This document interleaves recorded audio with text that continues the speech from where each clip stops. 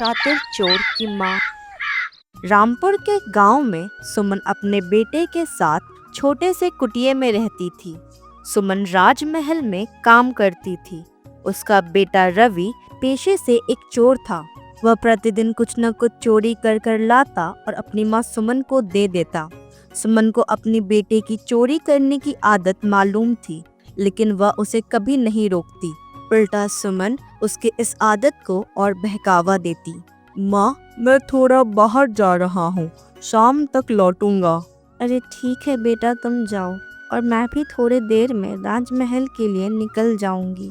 तभी रवि महंगे पोशाक पहनकर एक मिठाई की दुकान पर चला जाता है।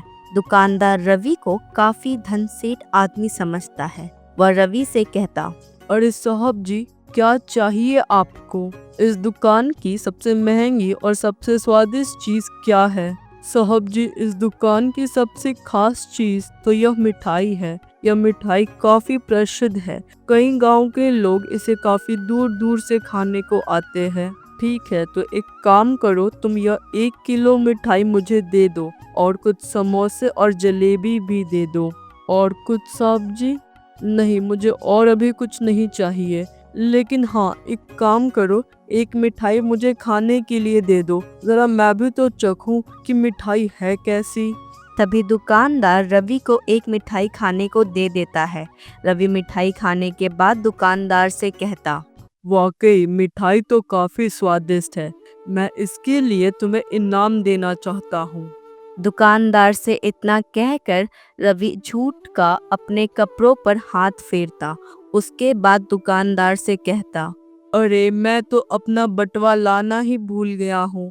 तुम एक काम करो, तुम अपने एक नौकर को मेरे साथ मेरे घर भेज दो। मैं घर पहुंचकर उसके हाथों तुम्हारा पैसा और इनाम दोनों भिजवा दूंगा। दुकानदार ने रवि को धनसेठ आदमी समझकर अपने नौकर को उसके साथ भेज दिया। रवि उस नौकर को लेकर एक बर्तन की दुकान पर चला गया। वहां पहुंचकर रवि ने ढेर सारे बर्तन खरीदे और फिर उस दुकानदार से कहा, अरे मैं तो अपना बटवा ही लाना भूल गया हूँ। एक काम करता हूँ, मैं अपने छोटे भाई को आपके पास छोड़ कर जाता हूँ। थोड़ी देर में आकर आपके पैसे वापस लौटा दूंगा और अपने भाई को साथ लेकर चला जाऊंगा। कोई दिक्कत तो नहीं है ना आपको? थोड़ी देर तक दुकानदार कुछ सोचता है और फिर रवि से कहता, देखने में तो आप काफी भले इंसान लग रहे हैं, तो भला मुझे क्या दिक्कत होगी? और वैसे भी आप अपने भाई को छोड़कर जा ही रहे हैं और आपने कहा ही थोड़े देर में पैसे लाकर दे दीजिएगा, तब भाई को लेकर जाइएगा। मुझे कोई दिक्कत नहीं है, आप बर्तन लेके जा सकते हैं। दुकानदार के हाँ करते ही रवि सारे सामान को लेकर वहां से चला जाता है। काफी देर हो चुकी थी। रवि अभी तक दुकान पर नहीं लौटा था। इसी बात से परेशान होकर दुकानदार उस व्यक्ति से पूछता है, अरे आपके बड़े भैया अभी तक नहीं लौटे? अरे वो तो मेरा अपना भाई नहीं था, मैं तो बगल की मिठाई के दुकान में काम करता हूँ। मुझे तो बस मालिक ने उस व्यक्ति के साथ जाने को कहा था, बस इसलिए मैं यहाँ पर हूँ। वैसे मैं उस व्यक्ति को नहीं जानता हूँ। व्यक्ति की इस बात को सुनकर दुकानदार काफी क्रोधित हो जाता है। उसके बाद वो उस व्यक्ति को लेकर उस मिठाई की दुकान पर चला जाता है और उस दुकानदार को सारी घटना बताता है। दोनों दुकानदार को आपस में समझ आ गया था कि किसी व्यक्ति ने काफी शातिर तरीके से दोनों दुकानों में चोरी की है। अरे भैया, अब हम क्या करेंगे? हमारे दुकान में तो किसी ने काफी शातिर तरीके से चोरी की है। हाँ भाई, तुमने बिल्कुल सही कहा, वह चोर था तो काफी शातिर, लेकिन मुझे लगता है हमें महाराज को इसके बारे में जरूर बताना चाहिए। तुम बिल्कुल सही कहते हो, चलो महाराज के पास जाकर उनको सारी बात बताते हैं। दोनों दुकानदार फिर महाराज के पास जाते हैं और वहां जाकर अपनी सारी शिकायत करते हैं। महाराज, हम तो लुट गए, हम तो बर्बाद हो गए, हमारे साथ धोखा हुआ है महाराज। छल से किसी व्यक्ति ने हमारी दुकान की सामान चोरी कर ली है। यह क्या कह रहे हो तुम लोग? साफ साफ बताओ, आखिर बात क्या है? तभी दोनों दुकानदार अपनी अपनी घटना बताते हैं कि कैसे उस व्यक्ति ने अपने बातों में फंसाकर उन दोनों के दुकान में काफी शातिर तरीके से चोरी की। तभी दोनों दुकानदारों की बातों को सुनकर वहां मौजूद जमींदार महाराज से कहता है, महाराज, इन दोनों की शिकायत सुनकर इतना तो समझ में आ रहा है कि चोर काफी शातिर तरीके से चोरी कर रहा है। उसको पकड़ना इतना आसान नहीं होगा। मैंने एक योजना सोचा है उस चोर को पकड़ने का। क्या योजना सोचा है आपने जमींदार साहब? जरा हमें भी बताइए। महाराज, क्यों ना आप पूरे गांव में यह खबर फैलाए कि मेरे पास पैसों की तंगी हो गई है और जो कोई इंसान मुझे इस वक्त पर उधार देगा, मैं थोड़े ही दिनों में उसे उसका दुगना पैसा देकर उधार लौटाऊंगा। इससे क्या होगा कि इस वक्त चोर के पास काफी पैसे होंगे, वो मुझे उधार देने जरूर आएगा ताकि उसे दुगना पैसा वापस मिले, और जैसे ही वो मुझे उधार देने आएगा मैं उसे आपके पास लेकर आ जाऊंगा। मुझे आपकी यह योजना काफी पसंद आई है। मैं अभी तुरंत ही सिपाहियों से कहकर यह खबर पूरे गांव भर में पहुंचवा देता हूँ। तभी महाराज ने सिपाहियों को बुलवाकर यह पूरे गांव में खबर फैलवा दी कि जमींदार साहब को पैसे की तंगी हो चुकी है। इधर रवि और सुमन भी घर लौट आए थे। प्रतिदिन की तरह रवि अपनी माँ सुमन से पूछता, माँ, आज महल में क्या क्या हुआ, और जरा हमें भी तो बताओ कि कौन कौन आए थे हमारी चोरी की शिकायत लेकर। अरे बेटा, भला और कौन आएगा, दोनों दुकानदार आए थे, शिकायत करके गए हैं। सुनने में आया है महाराज ने जमींदार साहब के पास पैसे ना होने की झूठी खबर गांव में फैलवाई है ताकि वह तुम्हें पकड़ सके। मैं तो कहती हूँ तुम जरा सावधान रहना। अरे ठीक है माँ, तुम चिंता मत करो, तुमने मुझे यह सब बता दिया, अब मुझे कुछ भी नहीं होगा। सुमन प्रतिदिन रवि को सारी बात बताती जो महल में होता। इसी कारण रवि आज तक कभी भी किसी से पकड़ा नहीं गया। सुबह होते ही रवि एक सुनार की पेश बदल कर जमींदार साहब के घर जाता है। अरे जमींदार साहब, प्रणाम। अरे भला तुम कौन हो और मेरे घर में ऐसे कैसे चले आ रहे हो? अरे साहब जी, बगल के गांव का सुनार हूँ, महाराज के पास गया था, कुछ नए नए हीरे और सोने के जेवरात आए हैं, सोचा महाराज को दिखा दूं, कुछ पसंद आए तो वो ले लेंगे। इतने में ही महाराज ने मुझे आपके पास भेजा है, कहा कि आपको भी दिखाते जाऊं, अगर आपको पसंद आ जाएगा तो आप ले लोगे। देखिए देखिए, काफी सुंदर सुंदर सोने और हीरे के जवाहरात हैं। अच्छा, तो महाराज ने तुम्हें भेजा है, लेकिन अभी ऐसा है कि मुझे कोई भी जवाहरात नहीं चाहिए। अरे साहब जी, आपकी ये सोने की अंगूठी और गले का हार कितना गंदा हो रखा है, क्या आप इसे कभी साफ नहीं करवाते? क्या सच में गंदा हो रखा है? मैंने तो इतना कभी इसके बारे में सोचा भी नहीं। अरे जमींदार साहब, आप जमींदार हैं, आपकी सोने की चमक जितनी चमकीली रहेगी उतना ही आपका रुतबा इस गांव में बना रहेगा। लाइए, मैं इसे साफ करवा देता हूँ, शाम तक जब वापस लौटूंगा आपको सारे गहने देकर लौट जाऊंगा। रवि ने जमींदार को भी अपनी बातों में फंसा लिया। जमींदार को लगने लगा कि वह बिल्कुल सही कह रहा है। जितने ही उसकी सोने की चीज चमकेगी उतना ही उसका रुतबा गांव में बना रहेगा। तभी जमींदार ने अपने सारे गहने निकाल कर रवि को दे दिया और कहा, यो लीजिए मेरे सारे गहने, इसे अच्छे से साफ करवाइएगा ताकि इसकी चमक पूरे गांव के लोग देख सके। लेकिन हाँ, शाम तक इसे लौटा दीजिएगा, भूलिएगा मत। रवि जमींदार के सारे गहने लेकर वहां से चला जाता है। शाम हो चुका था। रवि अभी तक जमींदार के गहने लेकर नहीं लौटा था। जमींदार इसी बात से काफी चिंतित हो गए थे। वो जैसे तैसे करके रात गुजार लेते हैं। सुबह होते ही वह महाराज के पास जाकर कहते, महाराज, आपने कल जिस सोनार को मेरे घर पर भेजा था, वह सोनार मेरा सारा गहना लेकर साफ कराने को गया था, लेकिन वह अभी तक लौटा नहीं है। क्या कह रहे हैं जमींदार साहब? मैंने भला कौन सी सोनार को आपके पास भेजा था? अरे महाराज, वो तो कह रहा था कि बगल के गांव का सोनार है, आपके पास हीरे जवाहरात लेकर आया था। नहीं, मैंने किसी भी सोनार को आपके पास नहीं भेजा था। तभी जमींदार और महाराज दोनों को समझ में आ जाता है कि शातिर चोर ने जमींदार के पास भी जाकर काफी शातिर तरीके से उसके सारे गहने चोरी कर लिए हैं। तभी महाराज ने मंत्री जी से कहा, मंत्री जी, हमें कुछ तो करना पड़ेगा इस चोर का। दिन पर दिन ये काफी शातिर तरीके से चोरी कर रहा है, हमें इसे रोकना होगा।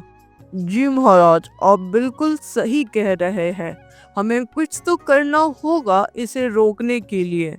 आप यह काम मुझ पर सौंप दीजिए, मैं कुछ सोचता हूँ। चोर को पकड़ने की जिम्मेदारी महाराज ने मंत्री जी को सौंप। रात होते ही सुमन और रवि अपने अपने घर चले जाते हैं और हमेशा की तरह रवि ने सुमन से महल में हुई सारी घटना के बारे में पूछता है। माँ, आज महल में क्या नई बातचीत हुई? बेटा, महाराज ने चोर को पकड़ने की जिम्मेदारी अब मंत्री जी को सौंप दी है। अच्छा, मतलब अब मुझे मंत्री जी से मिलना होगा। रवि सुमन की बात सुनकर बहुत मुस्कुराता है। फिर अगले ही सुबह वो शिक्षक का पोशाक पहनकर एक शिक्षक बन जाता है और फिर मंत्री जी से मिलने के लिए महल के रास्ते पर चला जाता है। वहाँ उसे मंत्री जी मिलते हैं। वो मंत्री जी से कहता, प्रणाम मंत्री जी, आप कौन? बगल के गांव का शिक्षक हूँ मैं। काफी सुनने में आया है कि आप काफी बुद्धिमान हैं। बस वही देखने आ गया कि भला मुझसे ज्यादा बुद्धिमान कोई है क्या। लेकिन भला तुम पता कैसे करोगे कि तुमसे ज्यादा बुद्धिमान और कौन है?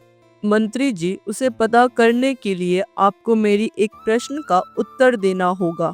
यदि आप उसका उत्तर दे देते हैं तो मैं मान लूँगा कि आप मुझसे ज़्यादा बुद्धिमान हैं, और अगर नहीं देते हैं तो आपको मुंह मांगी कीमत या मुंह मांगी चीज़ आपको देनी होगी। तो बोलिए मंत्री जी, मंजूर है ये शर्त? हाँ पूछो, मुझे मंजूर है ये शर्त। पूछो पूछो, क्या पूछना है तुम्हें? ज़्यादा कुछ नहीं मंत्री जी, बस आप एक पहेली सुलझा दीजिए। तो पहेली यह है, मेरा इस्तेमाल सब कोई करता है, मुझे इस्तेमाल करने की गति भी सबकी एक जैसी है, कोई भी मेरे बिना नहीं रह सकता, लेकिन फिर भी मुझे सब एक बक्से में बंद रखते हैं। तो बताओ भला मैं कौन हूँ? मंत्री जी रवि के सवाल को सुनकर थोड़े देर बिल्कुल शांत रहते हैं। काफी देर सोचने के बाद भी उनको इसका उत्तर नहीं मिल पा रहा था। आखिरी में मंत्री जी रवि के सामने हार मान लेते हैं। वह उनसे कहते, मुझे इसका उत्तर नहीं समझ में आ रहा है, मैं हार मानता हूँ। सोच लीजिए मंत्री जी, अगर हार मान जाइएगा तो मुंह मांगी कीमत देनी होगी। रवि की बात सुनने के बाद मंत्री जी फिर से कुछ देर तक सोच में पड़ जाते हैं। काफी देर सोचने के बाद भी उनको उत्तर नहीं मिल पा रहा था। आखिरी में वो रवि के सामने हार मान ही जाते हैं। बोलो, क्या चाहिए तुम्हें? ज्यादा कुछ नहीं मंत्री जी, आपने जो अपनी दाईं हाथ में अंगूठी पहना है उसे उतार कर मुझे दे दीजिए। अरे भला तुम्हें मेरी अंगूठी क्यों चाहिए? मंत्री जी, वो सब तो मैं आपको नहीं बता सकता, लेकिन शर्त के अनुसार मुंह मांगी कीमत देनी थी, तो अब वो अंगूठी आपको देनी होगी। आप अपने शर्त से नहीं मुकर सकते। रवि की बात सुनकर मंत्री जी अपनी अंगूठी उतार कर रवि को दे देते हैं। उसके बाद वो रवि से कहते, अरे वो सब तो ठीक है, लेकिन तुम इसका उत्तर तो बताते जाओ। अरे मंत्री जी, इसका उत्तर दिमाग है। ये होता तो हर किसी के पास है, हर कोई इसका इस्तेमाल एक ही गति से करता है और इसके बिना कोई रह भी नहीं सकता, लेकिन हर कोई इसे खोपड़ी में बंद रखता है। उत्तर सुनने के बाद मंत्री जी रवि से कहते, अरे वाकई में काफी कठिन सवाल था ये। रवि मंत्री जी को उत्तर बताने के बाद वहां से मुस्कुराता हुआ चला जाता है। फिर थोड़े ही देर बाद रवि मंत्री जी के घर पर जाता है। वहां मंत्री जी की पत्नी मौजूद थी। वह मंत्री जी की पत्नी को आवाज लगाता है, कोई है?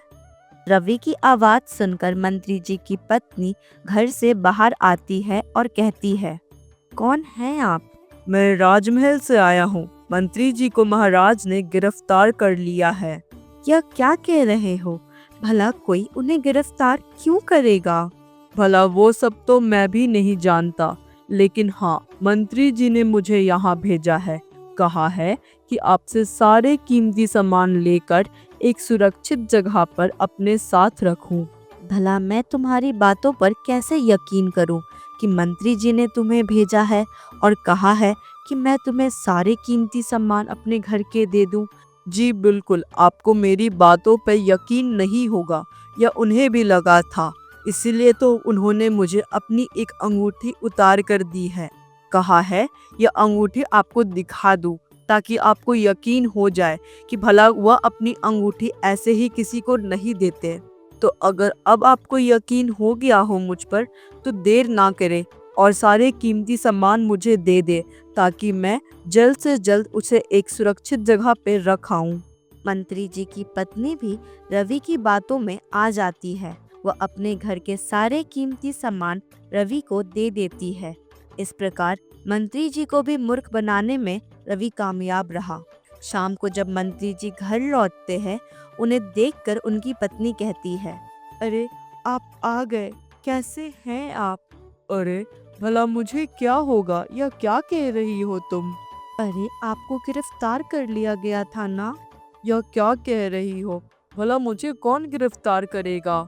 यह सुनने के बाद मंत्री जी की पत्नी ने मंत्री जी को सारी घटना बताती है कि कैसे एक व्यक्ति उनके पास आया और कहा कि मंत्री जी को गिरफ्तार कर लिया गया है और किस प्रकार उनके घर के सारे कीमती सामान उनसे लेकर चला गया। पत्नी की सारी बात सुनकर मंत्री जी को समझ में आ जाता है कि वह शातिर चोर ही था जो इतने सारे नए नए योजना बनाकर चोरी कर रहा है और आज वह उनके घर पर योजना बनाकर चोरी की है।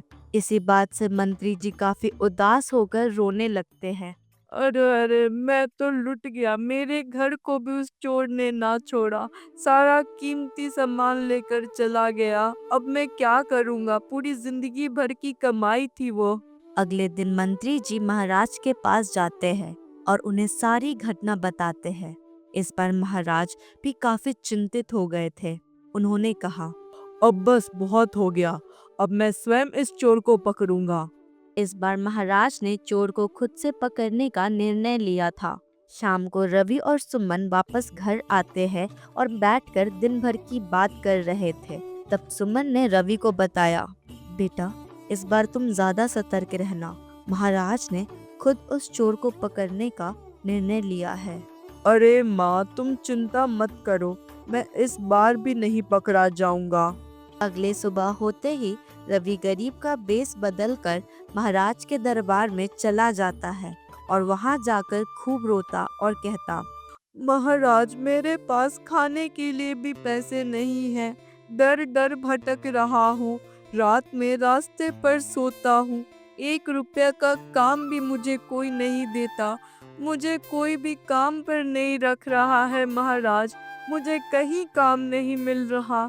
आपके सामने हाथ जोड़ता हूँ, मुझे अपने दरबार में एक नौकर का काम दे दीजिए। अच्छा ठीक है, अब तुम इतना रो मत, मैं तुम्हें अपने दरबार में नौकर के काम में रख लेता हूँ। तुम यहाँ नौकर का काम कर सकते हो। महाराज ने रवि को नौकर के काम पे रख लिया। थोड़ी देर बाद महाराज ने उसे अपने कक्ष में बुलाया।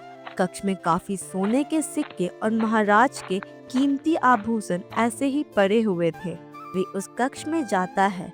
वह इतने सारे कीमती आभूषण को देखकर कहता, आज तो लगता है बड़ा हाथ मारने को मिलेगा। महाराज ने खुद मुझे यहाँ बुलाया है। रवि काफी देर तक दरवाजे पे खड़े होकर महाराज के कक्ष के अंदर देख रहा था और मन ही मन मुस्कुरा रहा था। तभी महाराज रवि से कहते, अरे तुम आ गए। जी महाराज, सुनो, मेरा शरीर काफी दुख रहा है। एक काम करो, तुम एक अच्छी सी मालिश कर दो ताकि मैं सो जाऊं। कई दिनों से मैं रात में सो नहीं पा रहा हूँ।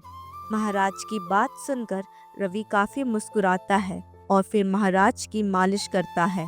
थोड़ी देर में महाराज सो जाते हैं और फिर जैसे ही रवि को मालूम चलता है कि महाराज सो गए हैं, वो वहाँ से उठकर सारे आभूषण उठाने लगता है। जैसे तैसे कर कर वो सारे आभूषण उठा लेता है और फिर वहाँ से जा ही रहा था, तभी महाराज अचानक से उठ जाते हैं। तो आखिरकार तुम मेरे हाथ लग ही गए। अरे कितने दिनों से तुम्हें ढूंढ रहा था। ना जाने कितने लोगों की कीमती सामान तुमने चोरी की है, वो भी इतने शातिर तरीकों से। लेकिन तुम भूल गए थे कि इस बार तुम्हारा पंगा महाराज से हुआ है और लो तुम पकड़ा ही गए। अरे तुम्हें क्या लगा कि तुम सबको मूर्ख बना सकते हो तो महाराज को भी बना लोगे? अरे मैं क्या इतना मूर्ख हूँ जो सोने के सिक्के और आभूषण ऐसे ही अपने कक्ष में फेंकूंगा? यह तो बस एक मेरी चाल थी तुम्हें पकड़ने की और तुम फंस गए मेरे जाल में। महाराज की बात सुनकर रवि काफी डर जाता है। वो डरते डरते उनसे कहता, महाराज आप तो सो गए थे ना, तो फिर भला आप उठ कैसे गए? अरे मूर्ख, तुम्हें अभी भी समझ में नहीं आ रहा? जब मैं सोने के आभूषण का जाल बिछा सकता हूँ तो क्या मैं सोने का नाटक नहीं कर सकता? अरे तुम्हें बुलाना, आभूषण हर जगह रखना, सोना, सब एक योजना था ताकि मैं तुम्हें पकड़ सकूं। और लो आखिरकार तुम पकड़ा ही गए। महाराज मुझे क्षमा कर दीजिए, महाराज मुझे क्षमा कर दीजिए। मैं आज के बाद कभी चोरी नहीं करूँगा। मैं आपसे वादा करता हूँ मैं कभी चोरी नहीं करूँगा और मैंने जिसके जिसके सामान चोरी किया है मैं उसे जाकर लौटा दूंगा। महाराज मुझे क्षमा कर दीजिए। रवि महाराज के सामने खूब रोता है और माफी मांगता है, लेकिन महाराज ने उसकी एक भी ना सुनी। अगले दिन महाराज ने उन सभी लोगों को बुलाया जिनका जिनका सामान रवि ने चोरी किया था और फिर रवि के हाथों उनके सारे सामान उनको वापस लौटवा दिए और फिर अंत में रवि को उम्र कैद की सजा सुनाए। अगर आपको ये वीडियो पसंद आया तो इसे लाइक करें, शेयर करें और कमेंट करके जरूर बताएं कि आपका वीडियो कैसा लगा। एंड प्लीज डू फॉलो हंगामा tunes for more such interesting videos.